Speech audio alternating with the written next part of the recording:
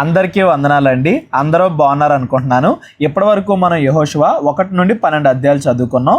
మోషే ఇజ్రాయేలీల్ని ఐగుప్తు బానిసత్వం నుండి విడిపించిన తర్వాత వాగ్దాన దేశంలోనికి ఇజ్రాయేలీలు ఎలా ప్రవేశించారు, యెహోషువ నాయకత్వంలో వాగ్దాన దేశాన్ని ఇజ్రాయేలీలు ఎలా సంపాదించుకున్నారు, ఇదంతా కూడా యెహోషువ పుస్తకంలో మనం చదువుకుంటూ వస్తున్నాం. మొదటి 5 అధ్యాయాల్లో వాగ్దాన దేశంలోనికి ఎలా ప్రవేశించారు అనేది చూసాం. 6 నుండి 12 అధ్యాయాల్లో యెహోషువ నాయకత్వంలో ఇజ్రాయేలీలు చేసిన యుద్ధాలు ఇవన్నీ కూడా మనం చూసాం. ఈరోజు మనం యెహోషువ 13 అధ్యాయం నుండి చదువుకుంటూ వెళ్దాం. యెహోషువ బహుదినములు గడిచిన వృద్ధుడు కాగా యెహోవా అతనికి ఈలాగు సెలవిచ్చెను. మనం ముందే మాట్లాడుకున్నాం కదా, కేవలం 2-3 అధ్యాయాల్లోనే యుద్ధాలన్నీ రాయబడినప్పటికీ వాటి మధ్య చాలా గ్యాప్ ఉంది. సుమారుగా 5-6 సంవత్సరాలు యుద్ధాలు చేశారని చెప్పేసి యెహోషువ బాగా వృద్ధుడైపోయాడు కాబట్టి దేవుడు యెహోషువతో మాట్లాడుతున్నాడు. ఏమని మాట్లాడుతున్నాడు? నీవు బహుదినములు గడిచిన వృద్ధుడవు, స్వాధీనపరుచుకొనుటకు అతి విస్తారమైన దేశము ఇంకా మిగిలి ఉన్నది. అతి విస్తారమైన దేశము అంటే వాగ్దాన దేశం. వాగ్దాన దేశంలో వీళ్ళు చేసిన యుద్ధాలు కాకుండా ఇంకా వీళ్ళు సంపాదించుకోవాల్సిన ఆ స్థలం, పూర్తిగా వాగ్దాన దేశాన్ని ఇజ్రాయెల్ ఇంకా సంపాదించుకోలేదు. ఇంకా యుద్ధాలు చేయాల్సిందైతే మిగిలింది. కాకపోతే యెహోషువనేమో వృద్ధుడైపోయాడు కాబట్టి దేవుడు ఏం చెప్తున్నాడు యెహోషువకి? మిగిలిన దేశము ఏదనగా ఫిలిస్తీన్ల ప్రదేశములన్నీయు, గెషూరీల దేశమంతయు, ఐగుప్తునకు తూర్పుననున్న షీహోరు మొదలుకొని కనానీయులవని ఎంచబడిన ఉత్తర దిక్కున ఎక్రోనీయుల సరిహద్దు వరకు ఫిలిస్తీయుల 5 సర్దారులకు చేరిన గాజీల యొక్కయు, అష్టోదీయుల యొక్కయు, అష్కెలోనీయుల యొక్కయు, గాతీయుల యొక్కయు, ఎక్రోనీయుల యొక్క దేశమును, దక్షిణ దిక్కున ఆవీల దేశమును, కనానీయుల దేశమంతయు, సీదోనీయులదైన మేరా మొదలుకొని ఆఫెకు వరకునున్న అమోరీల సరిహద్దుల వరకును, గిబ్లీల దేశమును, హెర్మోను కొండ దిగువనున్న బయల్గాదు మొదలుకొని హమాతునకు పోవు మార్గము వరకు లెబనోను ప్రదేశమంతయు, లెబనోను మొదలుకొని మిశ్రపొత్మాయిము వరకును దేశము మిగిలి ఉన్నది. ఇంకా ఇంత దేశాన్ని ఇజ్రాయెల్ సంపాదించుకోవాలి. ఇవన్నీ కూడా వాగ్దాన దేశం యొక్క సరిహద్దులు. అంత సంపాదించుకోవాలి. యెహోషువనేమో ముసలుడైపోయాడు. మన్యపు నివాసులందరినీ, సిదోనీయులను అందరినీ నేను ఇజ్రాయేలీల ఎదుట నుండి వెళ్ళగొట్టెదను. కావున నేను నీకు ఆజ్ఞాపించినట్లు నీవు ఇజ్రాయిళ్లకు స్వాస్థ్యముగా దాన్ని పంచిపెట్టవలెను. నేను తర్వాత ఇజ్రాయిళ్ల చేత యుద్ధాలు చేస్తాను, మిగతా దేశం మొత్తాన్ని కూడా ఇజ్రాయిల్కి అప్పగిస్తాను. కానీ నువ్వు బ్రతుకున్నప్పుడే నువ్వేం చేయాలంటే ఇజ్రాయేలీలకి ఆ వాగ్దాన దేశాన్ని, ఇప్పటివరకు మీరు సంపాదించింది, ఫ్యూచర్లో కూడా నేను ఎక్కడెక్కడ వరకైతే మీకు వాగ్దాన దేశాన్ని ఇస్తానన్నానో ఆ వాగ్దాన దేశం మొత్తాన్ని కూడా ఇజ్రాయేలీల అన్ని గోత్రాలకి నువ్వు బతుకున్నప్పుడే పంచిపెట్టాలి. నువ్వు మోషే తర్వాత కాబట్టి మోషేలాగా నేను నియమించుకున్నాను కాబట్టి నువ్వు బ్రతికున్నప్పుడే ఇజ్రాయేలీలకి ఈ వాగ్దాన దేశాన్ని పంచిపెట్టాలి అని దేవుడు యెహోషువతో చెప్తున్నాడు.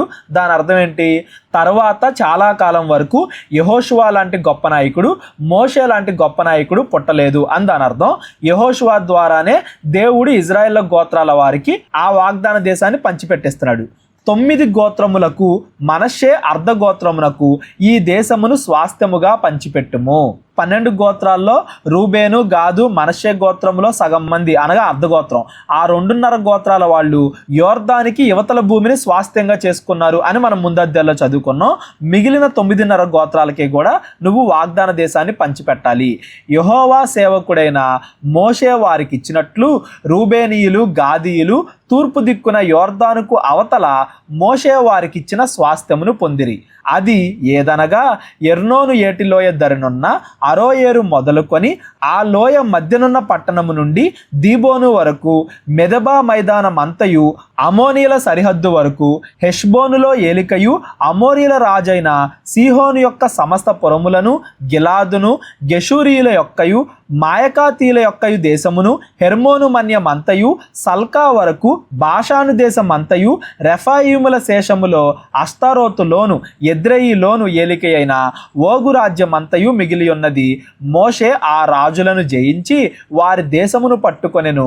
అయితే ఇజ్రాయేలీలు గెషూరీల దేశమునైనను మాయకాతీల దేశమునైనను పట్టుకొనలేదు గనుక గెషూరీయులు, మాయకాతీయులను నేటి వరకు ఇజ్రాయేల్ మధ్య నివసించుచున్నారు. ఆ 2.5 గోత్రాలన్నీ కూడా వాళ్ళ స్వాస్థ్యాన్ని మోషే ఉన్నప్పుడే పొందుకున్నారు. మోషే యుద్ధాలు జయించి వాళ్ళకి అది ఇచ్చాడు. ఏదో అక్కడక్కడ కొన్ని ప్రాంతాలు తప్ప, ఈ మాయకాతీలు, గెషూరీలు వాళ్ళు తప్ప వాళ్ళు కలిసి ఉన్నారు. కానీ మిగిలిన దేశం మొత్తాన్ని కూడా ఆ 2.5 గోత్రాలకి మోషే కాలంలోనే దేవుడిచ్చాడు. లేవి గోత్రమునకే అతడు ఏ స్వాస్థ్యము ఇయ్యలేదు. ఇజ్రాయేల్ దేవుడైన యెహోవా వారితో సెలవిచ్చినట్టు ఆయనకు అర్పింపబడు హోమములే వారికి స్వాస్థ్యము. ఈ మాట ఇక్కడ నుండి మనం చాలాసార్లు గమనిస్తాం. ఎవరికి ఏ గోత్రానికి ఏ ప్లేస్ పంచిపెట్టినా కానీ లేవి గోత్రానికి ఏ స్థలము ఇవ్వలేదు అనేది దేవుడు ప్రతిసారి గుర్తు చేస్తూ ఉంటాడు. ఎందుకంటే మిగిలిన అన్ని స్వాస్థ్యాల కన్నా దేవుడే వారి స్వాస్థ్యము అనేది గొప్పది, లేవీలకి స్థలం కన్నా గొప్పది ఇచ్చాడు దేవుడు అనేది ప్రతిసారి కూడా గుర్తు చేయడానికి. వారి వంశములను బట్టి మోషే రూబేనీయులకు స్వాస్థ్యం ఇచ్చెను.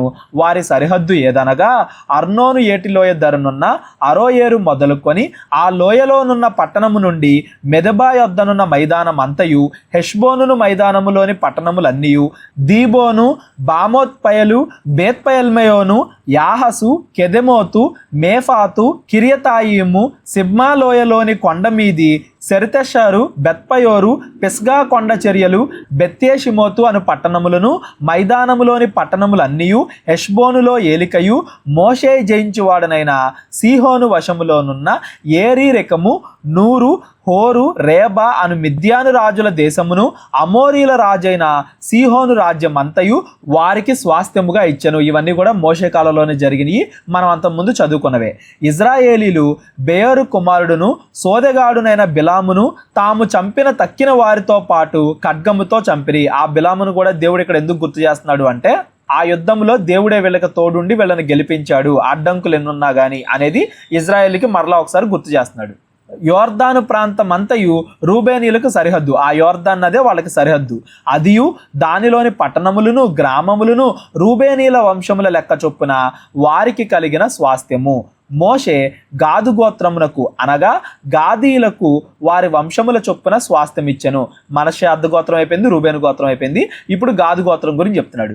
వారి సరిహద్దు యాజరును గిలాదు పట్టణములన్నీయు, రప్కాకు ఎదురుగానున్న అరోయేరు వరకు, అమ్మోనీల దేశములో సగమును, హెష్బోను మొదలుకొని రామత్మి జెబటోనీము వరకును, మహనయీము మొదలుకొని దెబీరు సరిహద్దు వరకును, లోయలో బెతారాము, బేత్నిమ్రా, సుక్కోతు, సాపోను అనగా హెష్బోను రాజైన సీహోను రాజ్యశేషము, తూర్పు దిక్కున యోర్దాను అద్దరికిని, కిన్నెరెతు సముద్ర తీరము వరకునున్న యోర్దాను ప్రదేశమును వారి వంశముల చొప్పున గాదీలకు స్వాస్థ్యమైన పట్టణములు గ్రామములు ఇవి. మోషే మనష్షే అర్ధగోత్రమునకు స్వాస్థ్యం ఇచ్చెను. ఇప్పుడు మనష్షే అర్ధగోత్రం గురించి మాట్లాడుతున్నాడు. అది వారి వంశముల చొప్పున మనష్షీయుల అర్ధగోత్రమునకు స్వాస్థ్యము. వారి సరిహద్దు మహనయీము మొదలుకొని బాషాను యావత్తును, బాషాను రాజైన ఓగు సర్వరాజ్యమును, బాషానులోని యాయిరు పురములైన బాషానులోని 60 పట్టణములను, గిలాదులో సగమును, అస్తారోతు ఎద్రయ్యను బాషానులో ఓగురాజ్య పట్టణములను, మనష్షే కుమారుడైన మాకీరు అనగా మాకీరీల్లో సగం మందికి వారి వంశముల చొప్పున కలిగినవి. ఎరికో యొద్ద తూర్పు దిక్కున యోర్దానుకు అవతలనున్న మోయాబు మైదానములో మోషే పంచిపెట్టిన స్వాస్థ్యములు ఇవి. లేవి గోత్రమునకు మోషే ఏ స్వాస్థ్యమును పంచిపెట్టలేదు. ఏలయనగా ఇజ్రాయేల్ దేవుడైన యెహోవా వారితో సెలవిచ్చినట్లు ఆయనే వారికి స్వాస్థ్యము. ప్రతి చోట కూడా లేవీల గురించి గుర్తు చేస్తున్నాడు. ఎందుకంటే భూస్థలం కన్నా దేవుడు లేవీలకి ఇచ్చిన ఆశీర్వాదం, దేవుడి పనిచేయడంలో వచ్చేది ఇంకా గొప్పది అనే దానికోసం లేవీలకి ప్రతి చోట కూడా గుర్తు చేస్తున్నాడు. లేవీలకి ఏ భూమి కూడా ఇవ్వలేదు అని. ఇప్పటిదాకా దేని గురించి చెప్పాడు అంటే దేవుడు కింద మ్యాప్ చూడండి అండి, మీ అందరికి కూడా బాగా అర్థం అవుద్ది. ఈ మ్యాప్ ఇప్పటివరకే మనం చాలాసార్లు చూసాం, మరలా ఒకసారి చెప్తున్నాను ఆఖరిసారిగా మీరు అందరూ గుర్తుపెట్టుకోండి. ఒకసారి చూడండి, మనం ఇక్కడ ఉన్నాం అంటే ఇది మన ఆంధ్రప్రదేశ్, ఇది మన భారతదేశం. మన భారతదేశానికి ఇక్కడ నుంచి ఎలా వెళ్ళిపోతే ఇక్కడ ఇజ్రాయేల్ దేశం అనేది ఇక్కడ ఉంటుంది. ఒకసారి చూడండి, ఇవి గుర్తుపెట్టుకోండి. ఇదేమో మధ్యధరా సముద్రం, ఇదేమో మృత సముద్రం, ఇదేమో యోర్దాన్ నది. ఇదే మ్యాప్ నేను మీకు అక్కడ చూపిస్తున్నా. మరలా ఒకసారి ఇక్కడ చూడండి, ఇక్కడ కనబడుతుందా? ఇదేమో మధ్యధరా సముద్రము, ఇదేమో మృత సముద్రము, ఇదేమో యోర్దాన్ నది. ఇప్పటిదాకా దేవుడు మాట్లాడింది దేని గురించి అంటే ఇది యోర్దాన్ నది కదా, ఈ యోర్దాన్ నదికి యువతలున్న ప్రాంతాల గురించి ఇప్పటిదాకా దేవుడు మాట్లాడాడు. ఈ యువతల ఏ ఏ ప్రాంతాలు ఉన్నాయి, ఏవేవి చెప్పాడు మనం ఒకసారి చూసుకుంటా వద్దాం. ఇదేమో రూబేను గురించి. మోయాబీలతో యుద్ధం జరిగిన తర్వాత ఇక్కడ ఉన్నారు ఇజ్రాయేళ్లు. ఇక్కడ నుంచి ఇదంతా కూడా రూబేనీలకి దేవుడిచ్చింది. ఇక్కడ చూడండి, వాళ్ళ యొక్క సరిహద్దులు మనకి క్లియర్ గా కనబడతాయి. ఇటువైపు ఏమో ఇది, ఇటువైపు ఏమో యోర్దాన్ నది. ఇదంతా కూడా రూబేనీలకి అనమాట. ఆ రూబేను పైన ఇదంతానేమో గాదు గోత్రం. ఇక్కడ నుండి ఇదంతా కూడా గాదు గోత్రం. వీళ్ళకి కూడా యోర్దాన్ నది అనేది సరిహద్దు. ఇక్కడ ఏ ఏ ప్రాంతాలు ఉన్నాయో మనం చూస్తున్నాం కదా, వాళ్ళ పైన ఇదేమో మనష్షే అర్ధగోత్రంలో సగం, వీళ్ళు ఇక్కడ నుండి పైన ఆ పర్వతం వరకు, హెర్మోను పర్వతం వరకు, మళ్ళీ ఇక్కడ నుండి వెళ్ళిపోయామంటే ఇదంతా కూడా దాను గోత్రం కిందకి వెళ్ళిపోద్ది. ఈ దాను గోత్రం అనేది వాళ్ళకి సరిహద్దు. ఇప్పటిదాకా దేవుడు మాట్లాడింది ఎవరి గురించి అంటే ఈ యోర్దాను నదికి యువతలున్న గోత్రాలు, మనషే గోత్రంలో సగం, గాదు గోత్రంలో సగం, రూబేను గోత్రంలో సగం, ఈ తూర్పున యువతలున్న ప్రాంతాలకి దేవుడు ఎలా భూమిని పంచిపెట్టాడు అనేది ఇప్పటి వరకు మనం చదువుకున్నాం. మరి అక్కడేమో చాలా ప్లేసులు చెప్పాడు, చాలా ఊర్ల పేర్లు చెప్పాడు. ఇక్కడేమో అన్నీ లేవు కదండి, కొన్ని ఉన్నాయి కదండి అంటే ఏవేవైతే ఇంపార్టెంట్ ఉంటాయో, ఏవేవైతే ఖచ్చితంగా గుర్తించగలిగినవి ఉంటాయో ఈ హెష్బోను, మెదేబా, గెరాసా, సుక్కోతు, ఈ హెర్మోను పర్వతం, అలా ఏవేవైతే ఇంపార్టెంట్ ఉంటాయో అవి మాత్రమే రాయబడ్డాయి. మిగిలినవన్నీ కూడా ఆ మధ్యలో ప్రాంతాలు, అప్పట్లో ఉన్న ఆ మధ్యలో రాజ్యాలు అని మీరు గుర్తుపెట్టుకోండి. ఈ కాలానికి అవన్నీ కూడా అంత అవసరం లేదు కాబట్టి మరి మనం అంత డీటెయిల్డ్గా చదువుకోవాల్సిన అవసరం కూడా లేదు. మనం ఇప్పుడు గుర్తుపెట్టుకోవాల్సింది ఏంటంటే ఈ యోర్దాన్ నదికి యువతలున్న ప్రాంతాలని దేవుడు ఇప్పటి వరకు చెప్పాడు. 2.5 గోత్రాలకి రాజ్యం ఏదైతే పంచిపెట్టబడిందో దాని గురించి ఇప్పటి వరకు చెప్పాడు అనేది మనకు అర్థం అవ్వాలి. నెక్స్ట్ అధ్యాయాన్ని మనం చదువుకుందాం. తర్వాత ఏ గోత్రం వాళ్ళకి దేవుడు ఈ వాగ్దాన భూమిని పంచిపెడుతున్నాడు అనేది మనం చదువుకుంటూ వెళ్దాం. యెహోషువ 14వ అధ్యాయం. ఇప్పటివరకు మనం చదువుకున్న దాంట్లో ఎవరికైనా ఏదైనా డౌట్ ఉన్నట్టయితే డిస్క్రిప్షన్లో నా నెంబర్ ఉంటుంది, కాల్ కానీ వాట్సాప్ కానీ చేయండి. ఆ 2.5 గోత్రాలకి ఇవ్వబడిన స్థలం కూడా మోషే కాలంలోనే దేవుడు వాళ్ళకి ఇచ్చాడు అనేది మనం గుర్తుపెట్టుకోవాలి. యెహోషువ 14వ అధ్యాయం. ఇజ్రాయేలీలు కనాను దేశమున పొందిన స్వాస్థ్యములు ఇవి. మోషే ద్వారా యెహోవా ఆజ్ఞాపించినట్లు యాజకుడైన ఎలియాజర్ను, నూను కుమారుడైన యెహోషువాయు ఇజ్రాయేలీల గోత్రముల యొక్క పితరుల కుటుంబముల ప్రధానులను చీట్లు వేసి 9 గోత్రముల వారికిని, అర్ధ గోత్రపు వారికిని ఆ స్వాస్థ్యములు పంచిపెట్టిరి. ఇప్పుడు మిగతా 9.5 గోత్రాలకి ఏవే స్థలాలు పంచిపెట్టారు అనేది ఇక్కడ నుండి ఈ 14వ అధ్యాయం నుండి 22 అధ్యాయాల వరకు మనం చదువుకుంటానే వెళ్తాం. చీట్లు వేసి అనే పదం మీరు గుర్తుపెట్టుకోవాలి. అంటే అది దేవుడి నిర్ణయం ప్రకారంగానే జరుగుతుంది. ఇజ్రాయేల్ గోత్రానికి ఇంకో గోత్రాలకి మధ్య అండర్స్టాండింగ్ తోనే జరుగుతుంది. ఫ్యూచర్లో ఈ గోత్రాల మధ్య సరిహద్దు తగాదాలు రాకుండా దేవుడే ఇక్కడ అన్నిటిని కూడా పంచి పెడుతున్నాడు అని దాని అర్థం. మోషే 2 గోత్రములకును అర్ధ గోత్రమునకును యోర్దాను అవతలి స్వాస్థ్యములను ఇచ్చి ఉండెను. ఇప్పటివరకు మనం చదువుకున్నవి. అతడు వారిలో లేవీలకు ఏ స్వాస్థ్యము ఇయ్యలేదు.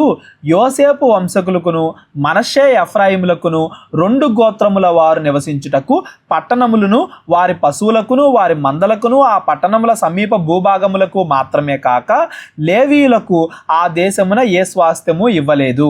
ఇక్కడ మనష్షే ఎఫ్రాయిముల గురించి ఎందుకు మాట్లాడుతున్నాడు అంటే యాకోబుకు పుట్టిన వాళ్ళు 12 మంది, అందులో లేవి గోత్రాన్ని తీసేస్తే మిగిలిన వాళ్ళు 11 మందే కదా అవుతారు. అంటే ఆ 11 మందిలో యోసేపుకి 2 గోత్రాలు ఇవ్వబడ్డాయి, మనష్షే, ఎఫ్రాయిము. ఇవి కూడా మనం ముందే చదువుకున్నాం. కాబట్టి లేవిని తీసేసినా కానీ యాకోబుకి 12 గోత్రాలు వచ్చాయి. ఎందుకంటే యోసేపు నుండి 2 గోత్రాలు వచ్చాయి కాబట్టి ఆ యోసేపు నుండి వచ్చిన 2 గోత్రాలకి కూడా దేవుడు స్థలాలు ఇచ్చాడు. కానీ వాగ్దాన దేశంలో లేవీలకు మాత్రం ఏ స్థలము ఇవ్వలేదు అనేది మరలా ఇక్కడ గుర్తు చేస్తున్నాడు. ఎందుకంటే లేవీలకి దేవుడే స్వాస్థ్యము. యెహోవా మోషేకు ఆజ్ఞాపించినట్లు ఇజ్రాయేలీలు చేసి దేశమును పంచుకొనిరి. దేవుడు ఎలా అయితే చెప్పాడో అలాగే దేశాన్ని ఇజ్రాయేలు పంచుకున్నారు. ఈ మనష్షే ఎఫ్రాయిములకి ఏ భూభాగాలు వచ్చాయి అనేది కూడా తర్వాత అధ్యాయంలో మనం చదువుకుందాం. ఇక్కడ ఇజ్రాయేలీల అన్ని గోత్రాలకి కూడా భూమి పంచిపెట్టబడింది ఎక్సెప్ట్ లేవి గోత్రం. లేవి గోత్రానికి తప్ప అనేది మాత్రం స్ట్రెస్ చేసి చెప్తున్నాడు.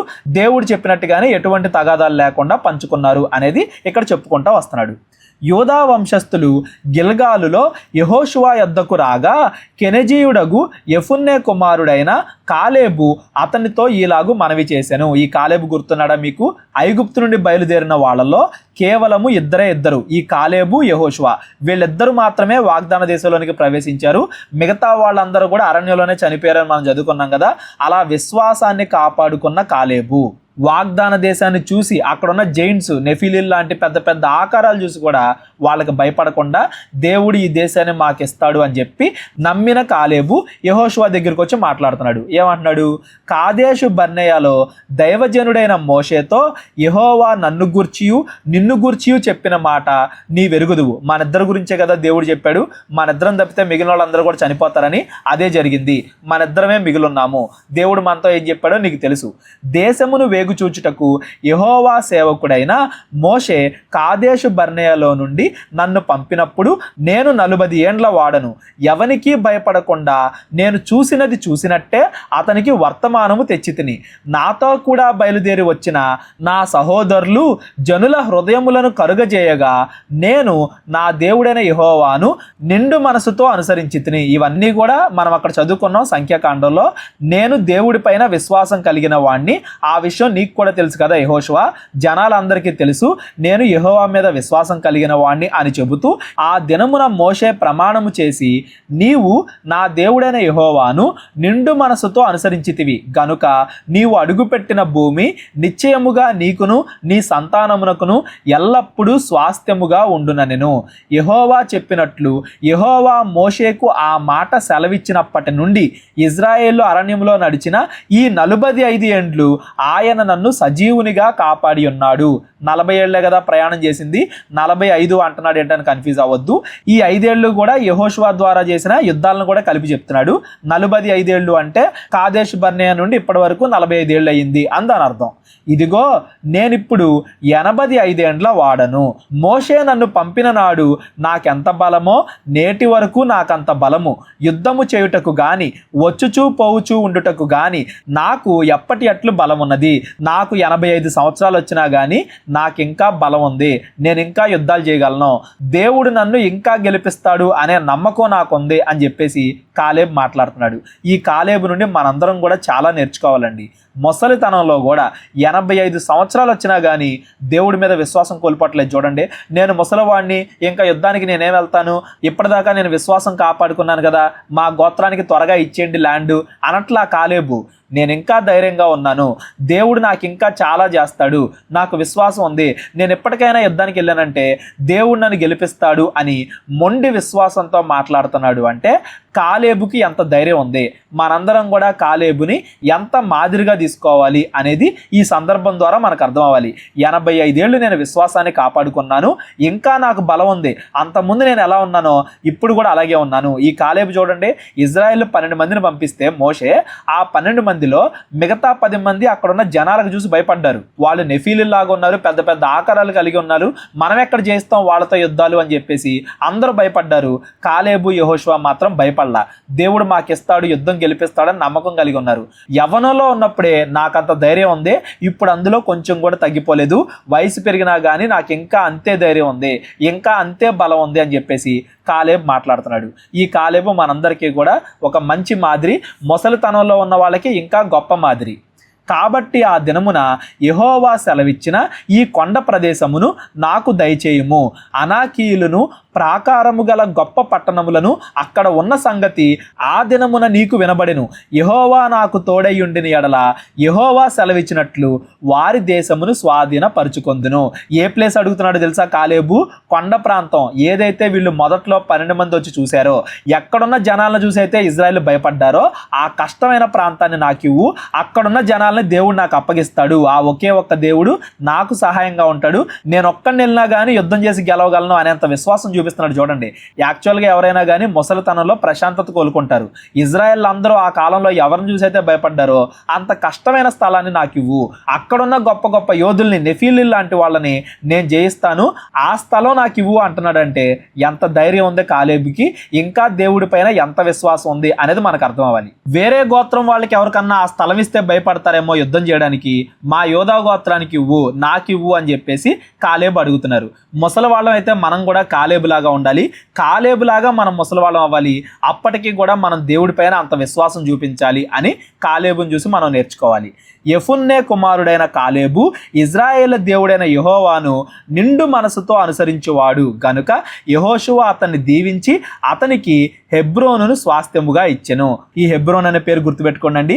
ఇప్పటికే మనం విన్నాము, ఫ్యూచర్లో కూడా చాలాసార్లు వింటాము. తర్వాత యోధా గోత్రంలో దావీదు సామ్రాజ్యంలో ఈ హెబ్రోను అనేది చాలా ముఖ్యమైన పట్టణంగా మనకు కనబడిద్ది. కాబట్టి ఆ యోధా గోత్రానికి ఏదైతే స్థలం ఉందో ఆ స్థలంలో హెబ్రోను కూడా ఉంది, హెబ్రోను పట్టణం. ఆ స్థలం మొత్తాన్ని కూడా యోధా గోత్రానికి ఇచ్చాడు యెహోషువ అనేది మనకు అర్థం అవ్వాలి. దేవుడు ఏం చెప్తున్నాడు చూడండి కాలేబు గురించి, ఇజ్రాయేలీల దేవుడైన యెహోవాను నిండు మనసుతో అనుసరించువాడు. ఎక్కడ కూడా ఎక్కడ కల్మషం లేదు, ఎక్కడ కూడా డౌట్ లేదు దేవుడి పైన, నిండు మనసుతో దేవుడిని అనుసరించువాడు అని దేవుడి దగ్గర నుండి కాలేబు సాక్ష్యం పొందాడు. అంటే ఎంత విశ్వాసం కలిగిన వాడు. మనం కూడా మన విశ్వాసాన్ని చూసి వేరే వాళ్ళు చెప్పడం కాదు, మన విశ్వాసాన్ని చూసి దేవుడు చెప్పాలి. నన్ను నువ్వు నిండు మనసుతో అనుసరించావు అని కాలేబు గురించి చెప్పినట్లుగా మన గురించి చెప్పాలి దేవుడు అనేది మనం ప్రయత్నించాలి. కాలేబును మనం మాదిరిగా తీసుకోవాలి. కాబట్టి హెబ్రోను యెఫున్నె అను కెనజీయుడి కుమారుడైన కాలేబునకు నేటి వరకు స్వాస్థ్యముగా ఉన్నది. దేవుడు ఆ యోధా గోత్రానికి ఇచ్చిన స్థలాల్లో హెబ్రోను ఒకటి. ఆ హెబ్రోను కూడా జయించాడు కాలేబు అందని అర్థం. పూర్వము హెబ్రోను పేరు కిరియతర్బా. కిరియతర్బా అనేది పేరు హెబ్రోనుగా మారింది. అర్బా అనాకీలలో గొప్పవాడు. అప్పుడు దేశము యుద్ధము లేకుండా నెమ్మదిగా ఉండెను. ఎప్పుడైతే తర్వాత కాలేబు యుద్ధాలు చేసి గెలిచాడో ఆ యోధా గోత్రం వాళ్ళు ఆ స్థలాన్ని సంపాదించుకున్నారో ఆ తర్వాత అక్కడ యుద్ధం లేకుండా ప్రశాంతంగా ఉంది అందని అర్థం. ఇలాంటి మాటే మనం 12వ అధ్యాయంలో కూడా చూసాం. ఏ స్థలాల్లో అయితే వీళ్ళు ఆల్రెడీ యుద్ధాలు చేసి గెలిచారో ఆ స్థలాలు ప్రశాంతంగా ఉన్నాయి యుద్ధం లేకుండా, అంటే వాటిని పూర్తిగా వీళ్ళు పొందుకున్నారు అని దాని అర్థం. ఇంకా పొందాల్సిన ప్లేసులు చాలా ఉన్నాయి. అయితే యెహోషువ ముసలివాడయ్యాడు కాబట్టి అతడు బ్రతుకున్నప్పుడే అతడి ద్వారా దేవుడు ఇజ్రాయెల్ అందరికి కూడా ఈ వాగ్దాన దేశాన్ని పంచిపెడుతున్నాడు అనేది మనకు అర్థం అవ్వాలి. యెహోషువ 15వ అధ్యాయం. ఈ 15వ అధ్యాయం మొత్తం కూడా యోధా గోత్రానికి దేవుడు ఏ స్థలాన్ని పంచిపెట్టాడు అనేది మనం చదువుకుంటాం. ఇప్పటి వరకు మనం చూసాం కదా, ఇది యోర్దాన్ నది. యోర్దాన్ నదికి యువతలు ఉన్న ప్రాంతాలన్నింటినీ కూడా దేవుడు ఎలా పంచిపెట్టాడు అనేది ఇప్పటి వరకు మనం చదువుకున్నాం. ఇప్పుడు యోర్దానికి అవతల అంటే ఇటువైపు ఇది చూడండి, ఈ మృత సముద్రానికి ఈ ప్లేస్ మొత్తాన్ని కూడా యోధా గోత్రానికి దేవుడు ఇచ్చాడు. ఆ యోధా గోత్రంలో హెబ్రోను, ఇక్కడ కనబడుతుందా మీకు హెబ్రోను? ఈ హెబ్రోను అనే ప్లేస్ గురించే ఇప్పటి వరకు మనం మాట్లాడుకున్నాం. యోధా వాళ్ళతోనే షిమ్యోను గోత్రం వాళ్ళు కూడా కలిసి ఇదే ప్రాంతంలో నివసిస్తున్నారు అనేది కూడా మనం గుర్తుపెట్టుకోవాలి. ఇప్పుడు మనం ఈ యోధా గోత్రానికి దేవుడు ఎలా పంచిపెడుతున్నాడు ఈ భూమి మొత్తాన్ని కూడా అనేది చదువుకుంటూ వద్దాం. 15వ అధ్యాయం. యూదా వంశస్థుల గోత్రమునకు వారి వంశముల చొప్పున చీట్ల వలన వచ్చిన వంతు ఎదోము సరిహద్దు వరకును, అనగా దక్షిణ దిక్కున సీను అరణ్యపు దక్షిణ దిగంతము వరకు ఉండెను. దక్షిణమున వారి సరిహద్దు ఉప్పు సముద్ర తీరమున దక్షిణ దిశ చూచుచున్న అకాతము మొదలుకొని వ్యాపించెను. అది అక్రబ్బీము నెక్కు చోటికి దక్షిణముగా బయలుదేరి సీను వరకు పోయి కాదేశు బర్నేయకు దక్షిణముగా ఎక్కి హెస్రోను వరకు సాగి అద్దారు ఎక్కి కర్కాయి వైపు తిరిగి అస్మోను వరకు సాగి ఐగుప్తు ఏటి వరకు వ్యాపించెను. ఆ తట్టు సరిహద్దు సముద్రము వరకు వ్యాపించెను. అది మీకు దక్షిణపు సరిహద్దు. దాని తూర్పు సరిహద్దు యోర్దాను తొద వరకునున్న ఉప్పు సముద్రము. ఉత్తర దిక్కు సరిహద్దు యోర్దానుకు తొదనున్న సముద్రాకాతం మొదలుకొని వ్యాపించెను. ఆ సరిహద్దు బెత్లొగ్గా వరకు సాగి బేతరాబా ఉత్తర దిక్కు వరకు వ్యాపించెను. అక్కడి నుండి ఆ సరిహద్దు రూబేనీయుడైన బోహను రాతి వరకు వ్యాపించెను. ఆ సరిహద్దు ఆ కోరులోయ నుండి దెబీరు వరకును ఏటికి దక్షిణ దిక్కునున్న అదుమ్మీయు నెక్కు చోటికి ఎదురుగానున్న గిల్గాలునకు అభిముఖముగా ఉత్తర దిక్కు వైపునకు వ్యాపించెను. ఆ సరిహద్దు ఎన్షమేషు నీళ్ల వరకు వ్యాపించెను. దాని కొన ఎన్రోగేలు నొద్ద నుండెను. ఆ సరిహద్దు పటమట బెన్హిన్నోను లోయ మార్గముగా దక్షిణ దిక్కు యోబూసీల దేశము వరకు అనగా యెరూషలేము వరకు ఎక్కెను. ఆ సరిహద్దు పటమట హిన్నోము లోయకు ఎదురుగానున్న కొండ నడికొప్పు వరకు వ్యాపించెను. అది ఉత్తర దిక్కున రెఫాయిముల లోయ తొదనున్నది. ఆ యోధా గోత్రానికి సరిహద్దులు చెప్తున్నాడు. ఆ సరిహద్దు ఆ కొండ నడికొప్పు నుండి నెఫ్తోయ నీళ్ల యోట యొద్ద నుండి ఎఫ్రోను కొండ పొరముల వరకు వ్యాపించెను. ఆ సరిహద్దు కిరియత్యారీమను బాలాకు సాగెను. ఆ సరిహద్దు పడమరల బాలా నుండి షేయిరు కొండ వరకు వంపుగా సాగి కెసాలోనను యూరీము కొండ యొక్క ఉత్తరపు వైపునకు దాటి బేత్షెమెషు వరకు దిగి తిమ్నా వైపునకు వ్యాపించెను. ఉత్తర దిక్కున ఆ సరిహద్దు ఎక్రోను వరకు సాగి అక్కడి నుండిన సరిహద్దు షిక్రోను వరకును పోయి బాలా కొండను దాటి ఎబ్నెయేలు వరకును ఆ సరిహద్దు సముద్రము వరకు వ్యాపించెను. పటమటి సరిహద్దు గొప్ప సముద్రపు సరిహద్దు వరకు వ్యాపించెను. యూదా సంతతి వారి వంశముల చొప్పున వారి సరిహద్దు ఇదే. ఇప్పటిదాకా మనం యోధా గోత్రం గురించి మాట్లాడుకున్నాం కదా, ఆ యోధా గోత్రానికి ఏ ఏ సరిహద్దులు ఉండాలి అనేది ఇక్కడ మాట్లాడుతున్నాడు. ప్రస్తుతానికి ఈ ప్లేస్ని ఇక్కడున్న ప్రాంతాన్ని యోధా గోత్రానికి ఇస్తున్నాడు. దాని సరిహద్దులన్నీ ఇప్పటివరకు చెప్తా వచ్చాడు. అటేమో సముద్రం, ఇటేమో మృత సముద్రం, ఇటేమో ఎదోమీయులకు పైన రూబేను గోత్రానికి ఇక్కడ సరిహద్దు ఈ ప్రాంతం, ఇలాగా యోధా గోత్రానికి ఈ స్థలం ఇచ్చాడు అని దాని అర్థం. ఇవన్నీ కూడా ఇప్పుడు ఆ ప్లేస్లో మనకు అవసరం లేదు కాబట్టి మనకు కొంచెం చదవడానికి బోర్గా అనిపించవచ్చండి. ఇజ్రాయెల్కి మాత్రం ఇవన్నీ కూడా చాలా ముఖ్యం. ఫ్యూచర్లో వాళ్ళకి తగాదాలు రాకుండా వాళ్ళ సరిహద్దులు ఎక్కడ వరకు అనేది వాళ్ళకి మాత్రం చాలా ముఖ్యమైనవి ఇవి అనేది మీరు గుర్తుపెట్టుకోండి. అందుకే కొంచెం ఫాస్ట్గా చదువుతున్నాను. ఎవరికైనా మధ్యలో ఎక్కడైనా ఏదైనా అర్థం కాకపోయినా కానీ డిస్క్రిప్షన్లో నా నెంబర్ ఉంటుంది, కాల్ కానీ వాట్సాప్ కానీ చేయండి. యెహోవా యెహోషువాకు ఇచ్చిన ఆజ్ఞ చొప్పున యూదా వంశస్థుల మధ్యను యెఫున్నె కుమారుడైన కాలేబునకు ఒక వంతును అనగా అనాకీల వంశకర్త అయిన అర్బా యొక్క పట్టణమును ఇచ్చెను. అది హెబ్రోను. అక్కడి నుండి హెబ్రోన్ అడిగాడు కదా కాలేబు, అలా ఇచ్చాడు. అక్కడి నుండి కాలేబు అనాకు యొక్క 3 కుమారులైన షషయి, అహీమాను, తల్మయి అను అనాకీల వంశములను వెళ్ళగొట్టి వారి దేశమును స్వాధీనపరుచుకొనెను. చూడండి, 85 సంవత్సరాల వయసు ఉన్నప్పుడు యుద్ధాలు చేసి ఆ యుద్ధాలు గెలిచాడు అంటే ఈ అనాకు యొక్క 3 కుమారులు షషయి, అహీమాను, తల్మయి, వీళ్ళ 3 పేర్లు చాలా ఇంపార్టెంట్ అండి, చాలా చోట్ల చదువుకుంటాం. ఆ ప్లేస్ని గెలిచి హెబ్రోని సొంతం చేసుకున్నాడు అంటే కాలేబుకి ఎంత విశ్వాసం ఉంది. ఒక్క మాటలో చెప్పారు కానీ యుద్ధం చేయడం, వెళ్ళడం, గెలవడం, ఆ ప్లేస్ మొత్తాన్ని స్వాధీనపరచుకోవడం ఇదంతా కూడా చిన్న విషయమా చెప్పండి? కాకపోతే విశ్వాసంతో ఉంటే అదంతా కూడా చిన్న విషయమే. దాని గురించి అసలు ఆలోచించాల్సిన అవసరం లేదు. 85 సంవత్సరాలు ఉన్నప్పుడు కూడా ఏదైనా చేయగలడు అని ఈ కాలేబు ద్వారా దేవుడు మనకి చూపిస్తున్నాడు. అక్కడి నుండి అతడు దెబీరు నివాసుల మీదకి పోయెను. అంతకు ముందు దెబీరు పేరు కిరియత్సేఫెరు. కాలేబు కిరియత్సేఫెరును పట్టుకొని దానిని కొల్లగొట్టిన వానికి నా కుమార్తె అయిన అక్సాను ఇచ్చి పెళ్లి చేసేదను అని చెప్పగా, అది కొంచెం పెద్ద ప్లేసు. ఎవరైతే దాన్ని జయిస్తారో అంటే యోధుడని కాదండి, దేవుడి మీద విశ్వాసం ఉంటేనే కదా జయించగలరు. ఒకవేళ దేవుడి మీద విశ్వాసం లేకపోతే దేవుడు ఆ యుద్ధంలో కానానీయుల్ని గెలిపిస్తాడు. ఆ యుద్ధాన్ని గెలవడము అంటే దేవుడి మీద అంత విశ్వాసం ఎవరికైతే ఉంటుందో వాళ్ళకే నా కుమార్తెనిచ్చి పెళ్లి చేస్తాను అని చెప్పాడు. కాలేబు సహోదరుడును కనజు కుమారుడైన ఒత్నియేలు దాన్ని పట్టుకొనెను. కాలేబు యొక్క చిన్న తమ్ముడు అనుకోవచ్చు, తమ్ముడు అనగానే ఏదో 1-2 సంవత్సరాల గ్యాప్ అనుకోకండి. ఆ కాలంలో చాలా మంది పుట్టేవాళ్ళు కాబట్టి వాళ్ళ మధ్యలో చాలా సంవత్సరాలు, 10ల సంఖ్యలో సంవత్సరాల గ్యాప్ ఉంటుంది అనేది మీరు గుర్తుపెట్టుకోండి. కాలేబు యొక్క సహోదరుడైన ఒత్నియేలు దాన్ని పట్టుకొనెను గనక అతడు తన కుమార్తె అయిన అక్సాను అతనికిచ్చి పెళ్లి చేసెను.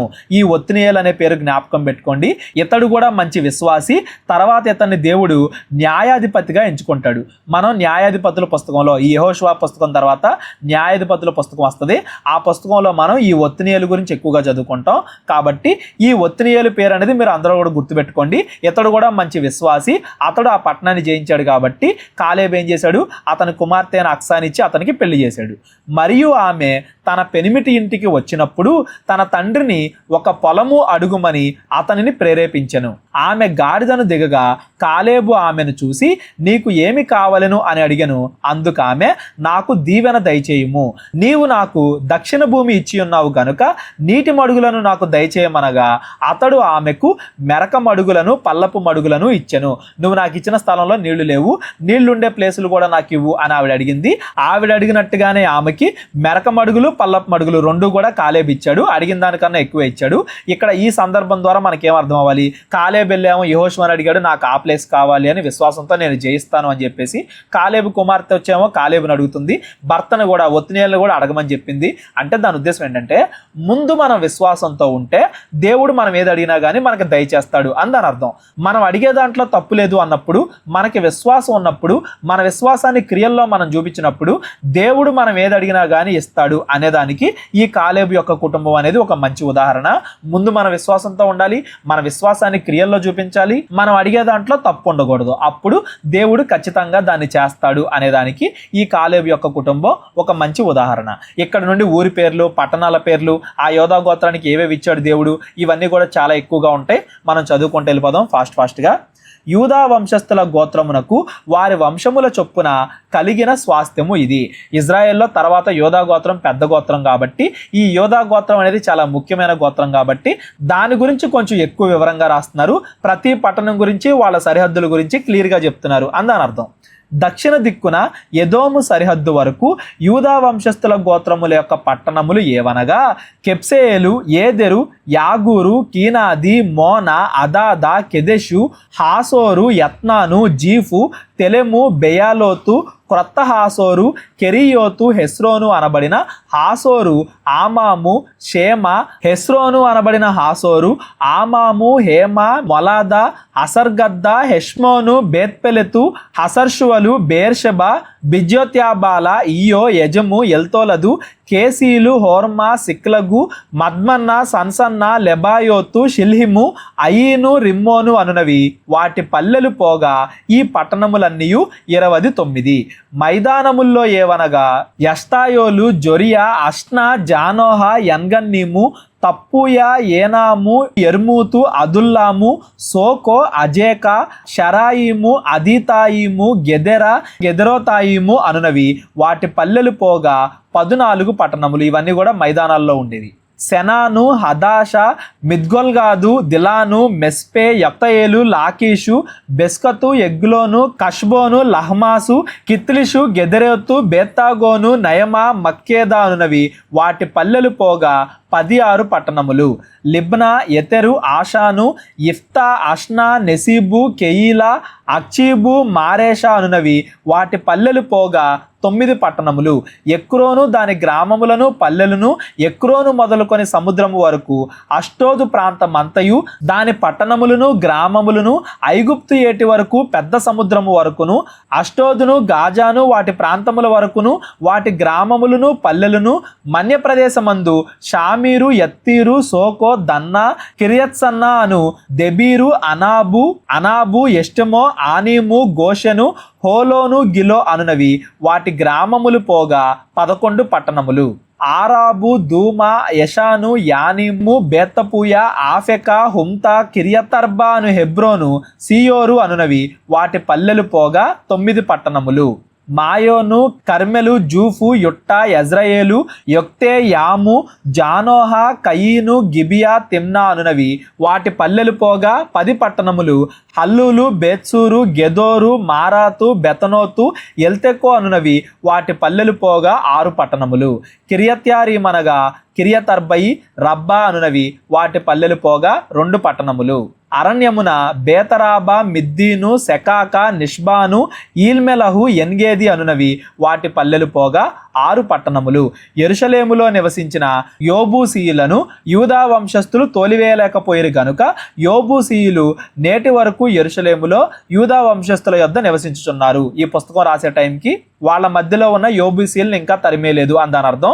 ఇవన్నీ కూడా ఎప్పుడు జరిగాయి, పూర్తిగా వాగ్దాన దేశాన్ని వీళ్ళు ఎప్పుడు సంపాదించుకున్నారు, ఇవన్నీ కూడా మనం వెళ్ళే పుస్తకాల్లో చదువుకుంటా వెళ్దాం. న్యాయాధిపతులు సమూయేల్లో ఇక్కడ దీని ఉద్దేశం ఏంటంటే ఇజ్రాయేలీలు ఇంకా పూర్తిగా వాగ్దాన దేశాన్ని పొందుకోక ముందే యెహోషువ చనిపోతున్నాడు కాబట్టి దేవుడు యెహోషువ ద్వారా అన్ని గోత్రాలకి కూడా వాగ్దాన దేశాన్ని పంచిస్తున్నాడు అనేది మనకు అర్థం అవ్వాలి. ఈ రోజు మనం చదువుకున్న 13, 14, 15 ఈ 3 అధ్యాయాల్లో కూడా యోర్దాన్ నదికి యువతలున్న గోత్రాలకి దేవుడు ఏ ఏ ప్రాంతాలు పంచిపెట్టాడు, యూదా గోత్రానికి దేవుడు ఏ ఏ ప్రాంతాలు పంచిపెట్టాడు అనేది ఈ రోజు మనం చదువుకున్నాం. ఈ రోజు చదువుకున్న వాటిలో ఆ కాలేబు యొక్క జీవితాన్ని మనందరం కూడా గుర్తుపెట్టుకోవాలి. అతని జీవితాన్ని మాదిరిగా తీసుకుని మనం కూడా మన చివరి వరకు దేవుడు ఎంతకాలం వరకు మనకు ఆయుష్ ఇస్తే అంతకాలం వరకు కూడా మన విశ్వాసాన్ని మనం నిలబెట్టుకోవాలి. యెహోవాను నిండు మనసుతో మనం అనుసరించాము అనే బిరుదు మనం కూడా దేవుడి దగ్గర నుండి పొందుకోవాలి అనేది మీరు గుర్తుపెట్టుకోండి. యూదా గోత్రానికి దేవుడు ఏమేమి పంచిపెట్టాడో కూడా మనం చూసాం. ఈ ఒత్నియేలు అనే పేరు కూడా మీరు జ్ఞాపకం పెట్టుకోండి, ఎందుకంటే న్యాయాధిపతుల పుస్తకంలో మనం ఇంకా ఎక్కువగా చదువుకుంటాం. ఈ ఊరి పేర్లు ఇవన్నీ కూడా మనకు అంత అవసరం లేదు. ఎక్కడైనా కానీ ఇంపార్టెంట్ ఊరి పేర్లు, అక్కడ ఏదైనా ముఖ్యమైన సంఘటనలు జరిగితే అవన్నీ కూడా నేను మీకు మరలా గుర్తు చేస్తాను. రేపొద్దున యెహోషువ 16వ అధ్యాయంలో నుండి ఇంకా ఇజ్రాయేలీలో ఏ ఏ గోత్రాలకి దేవుడు ఏ ఏ ప్లేసులు పంచిపెట్టాడు అనేది రేపటి నుండి మనం చదువుకుందాం. యెహోషువ 16వ అధ్యాయం నుండి ఇప్పటివరకు చదువుకున్న దాంట్లో ఎవరికైనా ఏమైనా డౌట్స్ ఉన్నట్లయితే డిస్క్రిప్షన్లో నా నెంబర్ ఉంటుంది, కాల్ కానీ వాట్సాప్ కానీ చేయండి. మా గురించి ప్రార్థించండి, మా పరిచర్యకి మీ కానుకల ద్వారా సహకరించండి. దేవుడి ప్రేరేపణ మీకు కలిగినట్లయితే అందరికీ వందనాలు. దేవుడు మిమ్మల్ని అందరినీ కూడా దీవించి ఆశీర్వదించును గాక. అందరికీ వందనాలండి. కేవలం 30 వీడియోస్లో బైబిల్ నేర్చుకోండి అనే ఎంతో విలువైన ఈ కోర్స్ జస్ట్ ₹1 మీకు కావాలి అంటే మీ పేరు, మీ ఊరు ఈ నెంబర్కి వాట్సాప్ చేయండి. ఈ కోర్సులో ఏ ఏ విషయాలు ఉంటాయో ముందుగానే తెలుసుకోవడానికి ఈ వీడియో పాస్ చేసి టాపిక్స్ అన్ని చదువుకోండి. క్రైస్తవులందరూ ఈ బైబిల్ కోర్స్ వినాలి అని మేము కోరుకుంటున్నాం. అందరినీ దేవుడు దీవించును గాక. ఆమెన్.